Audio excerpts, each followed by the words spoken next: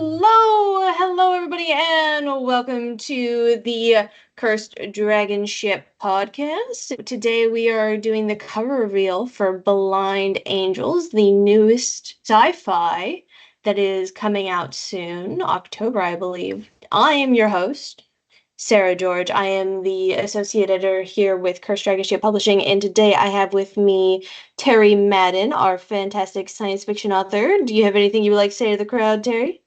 Oh, well, thanks for coming and hanging with us with all of our technical difficulties. I'm anxious to have everybody see this cover. And how are you today? I'm doing pretty well. Got back from a really great trip to Colorado, so I'm feeling rested and ready to finish book 2. Awesome. That's what we like to hear. Let us get ahead of this storm thing and show the cover. Ta-da! What do you think, Terry? How do you feel? Yeah, I think it's really great. I know, Sarah, you had the great idea of using a robot image with wings, and I think it came out really well.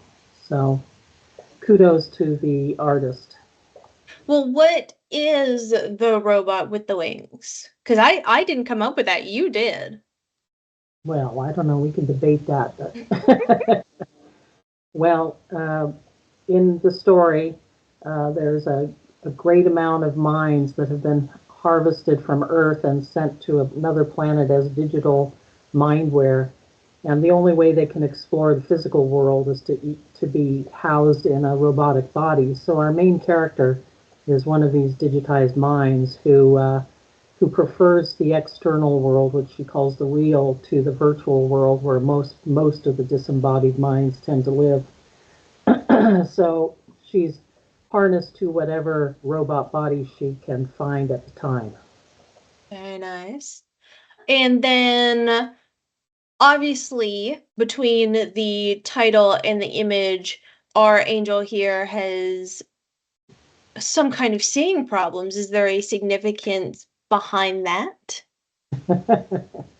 Well, without giving anything away, there is kind of an undertone of angel theme throughout the story, and there are some images that she finds in an old book that was left by her boyfriend on the starship that's coming to this planet that has a lot to do with angel imagery. Very nice. I really enjoyed working on this cover. The image that you described in this book was just so powerful and so beautiful that there was really nothing else in the book that we could have brought to life like this. Obviously, it is in front of a planet. What can you tell us about the planet that the disembodied minds are on? So this, I taught astronomy for many years, as well as chemistry. I had to teach myself astronomy to teach it, but one of the things that intrigued me the most is all of the exoplanets that they're discovering now through various methodologies. Like there's thousands of them, many of them habitable. So when I came to write this story, I really wanted this to be a real place, not something purely imagined.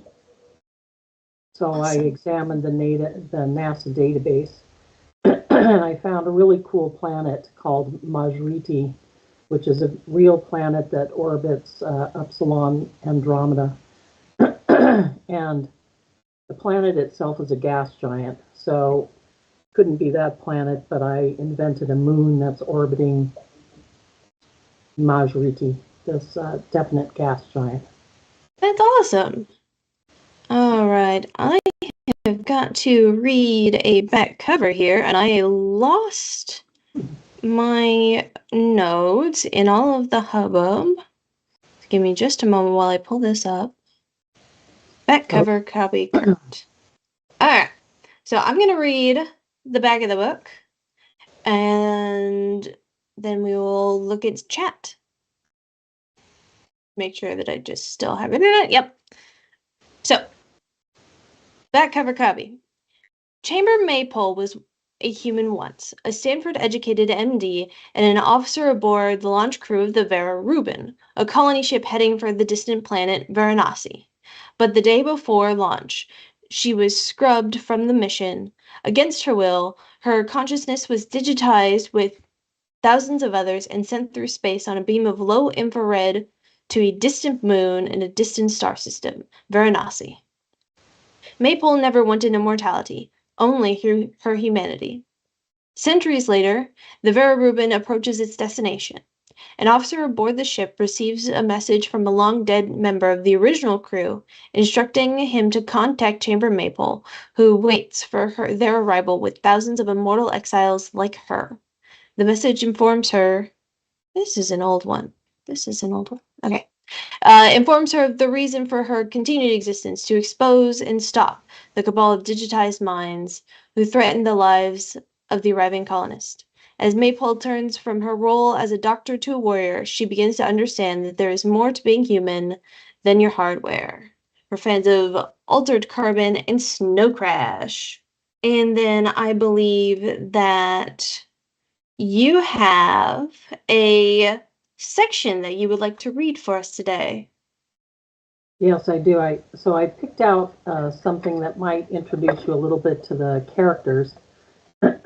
Camber is our main character, and her oldest friend, Lemkos, who has been her friend for going on 300 years now, and they have a bit of a love-hate relationship going on. These two are headed on a rock climbing adventure up a gorge on the planet Varanasi, looking for a nefarious lab that they think is doing some bad things that they're trying to catch up to. I have a little bit of a leftover cough, so try to clear my throat. On a rise above the floodplain, the refugees had built their shrine to the dead. The dawn light was enhanced by the ghostly luminescence of the monuments. These lights were joined by those from an outpost where robots mined elements that had been rare on Earth but weren't so rare here. The flyer touched down, kicking up dirt and leaves into a cyclone. Lemkos and Camber gathered their climbing gear and stepped out. She liked to make believe they were still 30-something NASA jocks who spent weekends climbing whatever mountain they could fly to and be back in time for work the next day. Now the ropes were a kind of psychological prop for her. A disorganized forest of crooked obelisks, crosses, and weeping angels littered the meadow. In those first years, as digital refugees had poured through the micro wormhole, people had built this shrine as a remembrance to those lost to the carrion virus on Earth. A jumble of miniature temples dotted the place, though the wind and weather of 2 centuries had dulled the inscriptions. Lemkos wondered why Camber hadn't built one for John, but realized her shrine to John was the gorge itself, and the hours she spent climbing it was her ritual, her way of honoring a man she loved deeply, a man Lemkos could never compete with. Most of the hollow images the shrine had once projected were now either glitched or busted altogether. The rags of more recent prayer flags had lost all color. I wonder if the wind still carries people's prayers up here, Camber said, hitching a coil of rope over her shoulder. What's left to pray for, Lemkos answered. How about the safe arrival of humanity to this rock? He laughed. We are the gods who will bring them safely to ground, Camber. It's what we're here for, right? She gave him that smirk, the one where only one corner of her mouth quirked up in unison with her Frida Kahlo eyebrows. Camber lingered over one of the shrines, reading the lengthy inscription immortalizing the family of one refugee named Hung Pillow. Weeds had climbed up the carved stone image of the tree. Their prehensile roots were tapping the small current that ran the holograms. In the center of the Star of David, Maypole pointed out a plant she called a pincher poppy, a carnivorous beast with chitinous spikes as sharp as the teeth of a piranha, all encased in velvety red petals. What are we looking for up here exactly? Lemkos asked. Did you go to my funeral? She asked the question without looking at him. What? Oh, come on, Cupcake. You've got to be kidding me. Your funeral? Don't call me Cupcake, she replied, gazing back at the pincher poppy. Now, did you go to my funeral, yes or no? Don't be ridiculous, yes or no? Lemkos gave a long sigh and pursed his lips, calculating how to put it. You didn't have one. The look she gave him must have required all the functionality of her emotion simulator. Let me explain. Lemkos held out his hands as if trying to calm an attack dog. Your family was already dead and the ship launched, and do you know how much money it took to bribe some rent-a minister to say something generic about yet another victim of the fucking virus? Camber. He gave her his most serious look. I took some of your ashes to the launch pad, sprinkled you over the burn marks. After a long silence, she asked, Did you say any words? Yes. What were they? It was his turn to be silent. Then he said, Let me call you Cupcake and maybe I'll tell you. Asshole. She tossed him a coil of rope and led the way to the dark mouth of the slot canyon. He had no desire to relive that part of his life. Being left by his best friends was one on a starship and one squirted through space on a beam of low infrared. If it weren't for Camber, he'd just have puked up his guts and bled out his eyes like the rest of the world and floated off into the wasteland of death. That's it. Very nice. Chilling. That scene is chilling. I can't imagine being in her shoes, asking about her own funeral. Awesome. Well, it was fun to write. I actually really enjoyed writing that part. That's why I usually go back to it. It's fun to explore looking back at your own death, at least for me. The CJ Eric on Facebook loves the form of and lines of shape of the image, really focuses the eyes on the robot's face. Yeah, our cover artist did a fantastic job with the composition on this one. Whoop. CJ Eric also says, congrats on the reel and the upcoming launch, Terry. Thanks, CJ. And thank you for being here. CJ is one of my crit group. Very nice. Northern Lights says awesome cover. Northern Lights is one of our dedicated readers. I think she's read more of the catalog than I have at this point, if we're being honest. I bet she has.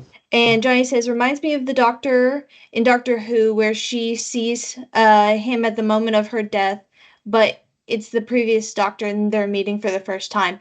Oh, when River Song in the library. Oh, interesting. Yes. Science in the library. That episode also chilling. I wasn't that big into Doctor Who at that point when we watched that episode, and I knew that something big was happening. Robot angels with dual lightsabers are always cool, says Pine Lord. So you guys have heard the blurb, you've seen the cover, you've gotten a taste of the inside of the book. If that hasn't sold you, I don't know what is. Join us on October 8th when we do our proper launch here on this channel. Me, Terry, maybe Kelly will show up. We'll have a good time. 8 p.m. Central on this channel. If you would like to support us, support Terry, go ahead, give us a pre-order on Kindle, and that'll be delivered right to you on October 8th, 2024. If you would like early copies, you can join us in Discord, !Discord. I believe we'll bring up the link, or Zayful will post it for me. Is there a good place that readers can reach out to you for art copies, Terry? Yeah, if you contact me, go to my website, Terry Madden Writes, WRITES.com, and you'll see my email address there, or you can contact me via Messenger or Discord if you're on the Discord channel. And if you'd like an advanced copy, let me know. Perfect. And not necessary, but if you do get one of those advanced copies, we always appreciate a review. It's surprisingly difficult to get people to just say, hey, good job, where everybody else can see it. And Ivan Zanchetta is the artist for this cover. Thank you, Kelly, for reminding Job. me. I Good job. knew the first time. I wasn't sure about the last one. If you want to see more of us, you can join us here on Curse Dragon Ship 3 times a week. Mondays we've got, or Sundays we got this show. Mondays, I believe Kelly's been doing reading streams, and then Tuesdays we've got generally some sort of evening extravaganza. If you would like to see more of Terry Madden writes. I believe you also have another book series that you have written. Yes, I have a fantasy series that's available on Amazon. It's called Three Wells of the Sea, and the Three Wells series. So that's available now. It's about to go on a 99-cent sale next week, so next Wednesday. Very good. And if you would like to see more of me, I am on Twitch, hello, where I do streams twice a week, or you can hit me up ladybirdediting.com, ladybird@gmail.com, because on top of this gig, I also do freelance editing, make your books just as pretty as Terry's. Otherwise, I think that is all that we've got show today. I appreciate that everybody was here. And we appreciate Terry for coming out, Thank you for for writing a book. coming. I appreciate it.